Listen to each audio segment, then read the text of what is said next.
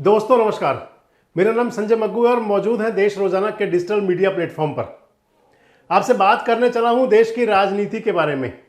और देश की राजनीति में आपसे मैं बात करूंगा कि क्या विभिन्न प्रकार के जो सम्मान दिए जाते हैं, विभिन्न प्रकार के जो अलंकरण दिए जाते हैं, क्या वो वोट की खेती के लिए दिए जाते हैं?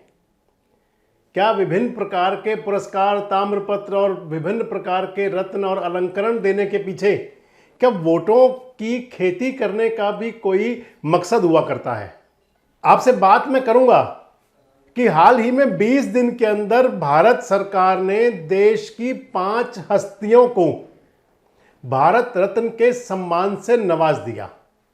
जिन 5 हस्तियों को इस सम्मान से नवाजा गया उनके अंदर 2 पूर्व प्रधानमंत्री हैं, एक पूर्व उप प्रधानमंत्री है, एक पूर्व मुख्यमंत्री है और एक है उनके अंदर बहुत बड़े कृषि वैज्ञानिक जिन्होंने खेती की तकनीक को किसानों को बताया और ये बताया कि किसान को आखिर कैसे फायदे में लाया जाए, कैसे खेती और किसानी को बचाया जाए।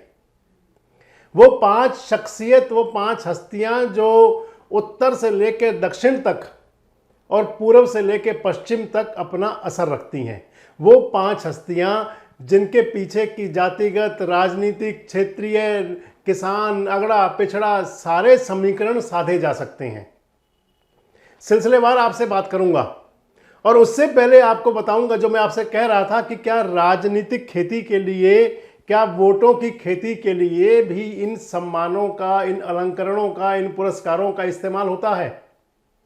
और जिक्र इसलिए कि 22 जनवरी को भगवान श्री राम लला के मंदिर का उद्घाटन हुआ। हालांकि मंदिरों का उद्घाटन नहीं हुआ करता, लेकिन जिस प्रकार से उसको प्रचारित किया गया था लगा कि जैसे उद्घाटन हो रहा है।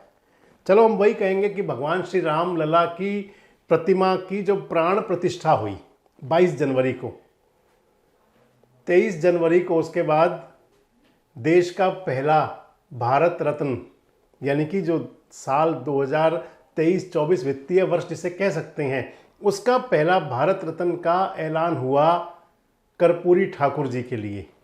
बिहार के पूर्व मुख्यमंत्री, पिछड़ों के, दलितों के बड़े नेता और कर्पूरी ठाकुर की जिनके लिए, जिनके नाम को उनकी मेहनत, उनकी ईमानदारी, उनकी निष्ठा, उनकी सामाजिक एकता के प्रतीक जो उनके कार्य थे, उन्हें लेके याद किया जाता है। और जो पहला भारत रत्न दिया, तो मान लीजिए पहला भारत रत्न देने के बाद में बिहार की सरकार गिर गई, नीतीश कुमार पहुंच गए एनडीए के अंदर। आप कहेंगे इसके पीछे क्या बात हुई? जैसे ही कर्पूरी ठाकुर जी को भारत रत्न का ऐलान हुआ, तो कर्पूरी ठाकुर को भारत रत्न का ऐलान होने के तुरंत बाद नीतीश कुमार की जो प्रतिक्रियाएं आनी शुरू हुई, राजभवन के अंदर जो हुआ, जो सब कुछ चला, जो नाटकीय घटनाक्रम घटा 3 दिन के अंदर, और उसके बाद में नीतीश कुमार एक बार पलटी मारकर पहुंच गए एनडीए के अंदर और कहते हैं कि कर्पूरी ठाकुर साहब को भारत रत्न मिलने के बाद में कह नहीं सकते कि भारतीय जनता पार्टी को, एनडीए को बिहार के अंदर कितनी सीटों का और कितने वोटों का फायदा होगा। क्योंकि अभी कल ही एक नेशनल जो टीवी चैनल है उन्होंने एक अपना सर्वे किया था और उस सर्वे के अंदर तो एनडीए की जमीन खिसकती दिख रही है बिहार के अंदर। कर्पूरी ठाकुर साहब को भारत रत्न देने के बाद भी 39 जो सीटें थी लोकसभा की 2019 के चुनाव के अंदर, लेकिन बिहार के अंदर अब जब 2024 में चुनाव होने जा रहा है और जिसके लिए विभिन्न खबरिया चैनल सर्वे करते हैं, मैंने आपको पहले भी अपने कई वीडियोस में बताया कि इन चैनल्स जो सर्वे किया करते हैं इनका आधार क्या होता है। अगर आप ये कहें कि इन चैनल्स का सर्वे करने का जो मुख्य मकसद होता है वो अपनी टीआरपी बढ़ाना और इसके साथ साथ आम जनमानस के दिमाग में कोई बात बिठाने की कोशिश करना कि ये होने जा रहा है। लेकिन हम उस चैनल की बात ही बड़ी करते हैं जिसने कल सर्वे किया और कहा कि बिहार के अंदर एनडीए को अब की बार 32 सीट मिलने जा रही हैं, 7 सीट का नुकसान हो रहा है। लेकिन माना तो ये गया था कि भारत रत्न देने के बाद में कर्पूरी ठाकुर साहब को भारत रत्न देने से खासकर बिहार के अंदर और पिछड़ों के अंदर एक वोटों की राजनीति होगी। और अगर अब आगे बढ़ने से पहले आपको एक बात बता दें कि ओबीसी का मुद्दा छेड़कर राहुल गांधी ने एनडीए सरकार, मोदी सरकार की नाक में दम तो कर रखा है। और अब जो हमको आपको बता रहे हैं कि सर्वे ने कहा कि सीट घट रही हैं, 1 सीट बढ़ने की बजाय वहां पर 7 सीटें घट रही हैं, यानी कि 40/40 होने की बजाय जो 40/39 था, अब वो 40/32 रहने की उम्मीद वो नेशनल टीवी बता रहा है अपने सर्वे के अंदर। सच क्या होगा जब रिजल्ट आएगा, वोट पड़ेंगे, वोटों की गिनती होगी, उसके बाद सामने आएगा। अगर आगे चले भारत रत्न की बात पर फिर आए तो कर्पूरी ठाकुर जी को भारत रत्न देने के बाद में फिर एक और भारत रत्न का ऐलान हुआ, और वो ऐलान हुआ भारतीय जनता पार्टी के नेता, देश के पूर्व उप प्रधानमंत्री लाल कृष्ण आडवाणी के लिए। और आडवाणी ऐसे बड़े नेताओं में शामिल हो गए जिनको कि उनके जीते जी भारत रत्न का सम्मान मिला। भारत रत्न से सम्मानित होंगे लाल कृष्ण आडवाणी। हालांकि जो उम्मीदें थी, जो इच्छाएं थी, जो लोग सोचते थे कि लाल कृष्ण आडवाणी राजनीतिक रूप से किसी बड़ी भूमिका में होंगे, वो तो ना हो सका, लेकिन भारत रत्न जरूर मिला। और उसके पीछे कहा गया कि भगवान श्री राम लला की जो प्राण प्रतिष्ठा हुई और उसके बाद जो देश में माहौल राममय हुआ, कहीं कोई कमी ना रह जाए। क्योंकि भले ही गाना तो चला हो, कन्हैया मित्तल ने बोल दिया हो कि जो राम को लाए हैं हम उनको लाएंगे, लेकिन राम मंदिर आंदोलन के अग्रता तो लाल कृष्ण आडवाणी ही थे देश के अंदर। भले ही उस रथ के सारथी नरेंद्र मोदी भी रहे हों, लेकिन उस रथ के रथी तो लाल कृष्ण आडवाणी ही थे, जिनको कि बिहार के अंदर उस समय लालू प्रसाद यादव ने गिरफ्तार भी किया था। और जिस समय उनके यानी कि जो रथ यात्रा निकली थी और जब दिसंबर 1992 के अंदर उसका अंतिम निष्कर्ष हुआ तो बाबरी मस्जिद के ढांचे का विध्वंस हो गया था। मान लीजिए कि लाल कृष्ण आडवाणी को भारत रत्न देने के पीछे सबसे और दो कारण रहे होंगे कि वो भाजपा के नेता हैं, बड़े नेता हैं, देश के लिए काम किया है, जो भी किया है, जैसा भी है, लेकिन एक बात जरूर रही उसके अंदर भी कि राम मंदिर आंदोलन के अग्रता को एक बार भारत रत्न का सम्मान देकर के अगर कर्पूरी ठाकुर को देकर के साधा गया कमंडल को, तो वो कमंडल जो 22 जनवरी को साधा गया राम मंदिर की प्राण प्रतिष्ठा से, और उसके बाद में लाल कृष्ण आडवाणी को भारत रत्न दे करके ये दिखाने की कोशिश की गई कि पूरी तरह से जिन लोगों ने राम मंदिर के लिए कार सेवा की, आंदोलन चलाया, उनको भारत रत्न जैसा, क्योंकि अगुवा उनके आडवाणी जी थे और आडवाणी जी को भारत रत्न जैसा कोई सम्मान दिए जाना यूं भी जरूरी था कि क्योंकि भाजपा के कुछ कार्यकर्ता या देश के वो लोग जिनकी भावनाएं आडवाणी से जुड़ी रही हैं, जो अटल आडवाणी के युग के लोग थे, जिनको ये लगने लगा था कि आडवाणी के साथ कुछ ठीक नहीं हुआ, तो संभवतः उसको भी साधने की कोशिश की गई हो। लेकिन बात यहाँ भी आएगी कि लाल कृष्ण आडवाणी को अगर भारत रत्न देना ही था तो 9 साल का इंतजार क्यों? अगर आगे चलते हैं तो आज एक बार फिर सोशल मीडिया पे प्रधानमंत्री जी की पोस्ट आई, उसके अंदर पहला नाम जिनको भारत रत्न दिया गया और यानी कि इस साल में तीसरा पुरस्कार जो हुआ वो चौधरी चरण सिंह के नाम गया।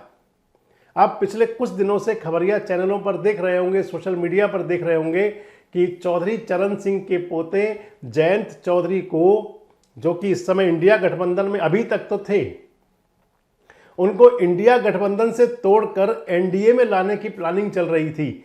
मांडवाली हो रही थी, सीटें कितनी दी जाएं, लोकसभा दी जाए कि राज्यसभा दी जाए, विधानसभा में क्या दिया जाए, देश में क्या दिया जाए, प्रदेश में क्या दिया जाए, और उस मांडवाली के बीच में एक भारत रत्न की मांडवाली और हो गई। यानी कि चौधरी चरण सिंह को, बहुत अच्छी बात है, चौधरी चरण सिंह को भारत रत्न का सम्मान दिया जाना वाकई एक बड़ी शख्सियत को, जिसने कि किसान के हित में बड़े बड़े काम किए, जिन्होंने कि इंदिरा गांधी जैसी राजनीतिक शक्ति को, उनकी सत्ता को जिन्होंने चुनौती दी, उस ताकत को हिलाया, उनके अंदर चौधरी चरण सिंह भी शामिल थे। जयप्रकाश नारायण और राज नारायण के साथ में संघर्ष करने वाले लोगों में चौधरी चरण सिंह भी थे। किसान की बात करने वाले और राजकाज को किसान की चौखट तक पहुंचाने की बात करने वालों में स्वर्गीय चौधरी चरण सिंह थे। और चौधरी चरण सिंह के लिए भारत रत्न की मांग आज से नहीं, लंबे समय से चल रही थी।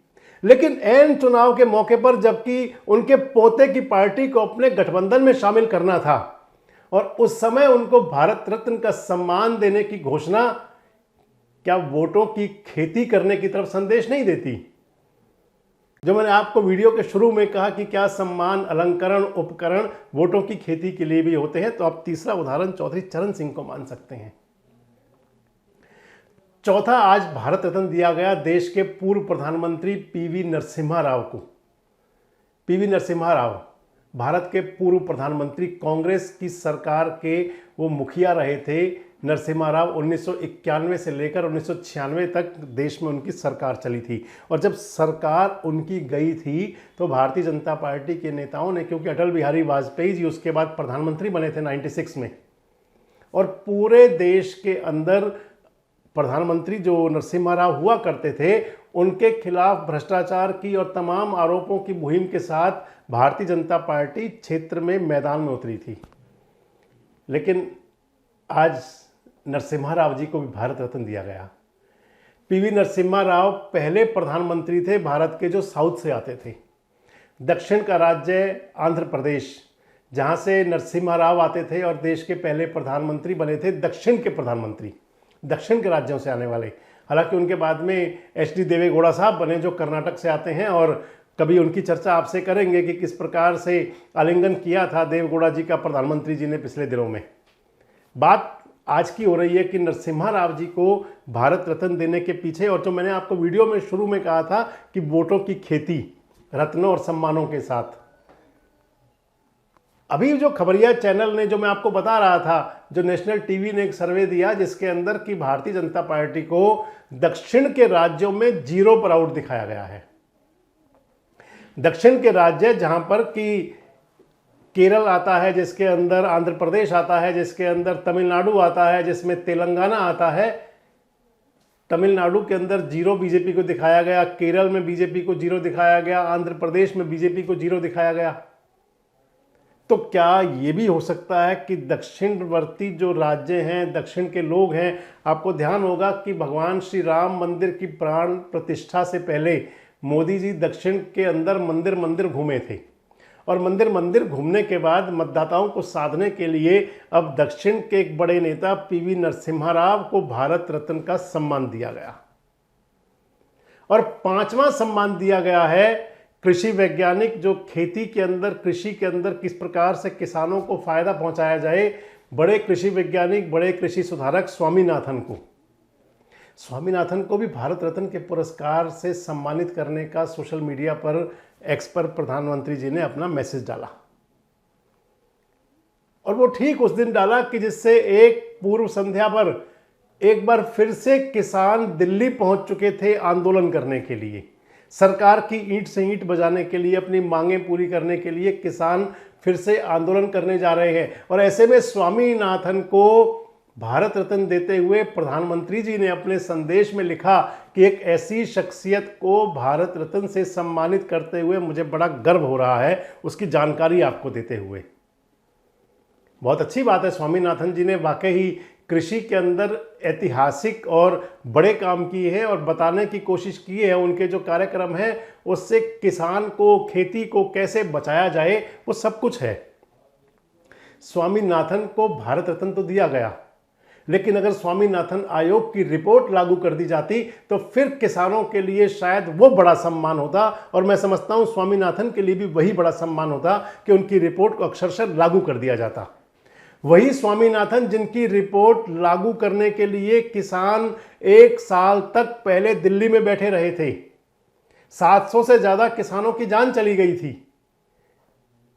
अब उन स्वामीनाथन को उस मुकाम पर, उस समय पर, जबकि एक बार फिर किसान अपने हक मांगने के लिए दिल्ली में दस्तक दे रहे हैं, उस समय स्वामीनाथन को भारत रत्न दिया गया। इसलिए मैंने आपसे कहा कि क्या ये रत्न और सम्मान वोटों की खेती के लिए होते हैं, और क्या टाइमिंग की तरफ ध्यान नहीं जाएगा। और जब 1 साल में केंद्र सरकार, यानी कि कोई भी सरकार, जो प्रधानमंत्री जो होते हैं, 1 साल में 3 बड़े नेताओं को, लोगों को भारत रत्न से सम्मानित कर सकते हैं, तो फिर अगर 5 साल तक प्रधानमंत्री जी को याद नहीं आ रहा था तो आखिर ऐसा क्या हुआ कि 20 दिन के अंदर वो प्रोटोकॉल तोड़ते हुए, 1 साल में 3 को देने वाले प्रोटोकॉल से आगे बढ़ते हुए 1 साल में, यानी कि 1 साल भी छोड़िए आप, मात्र 20 दिन के अंदर 5 बड़ी शख्सियतों को भारत रत्न से सम्मानित किया जाना, क्या वोटों की खेती करने की तरफ बढ़ने का कदम नहीं है?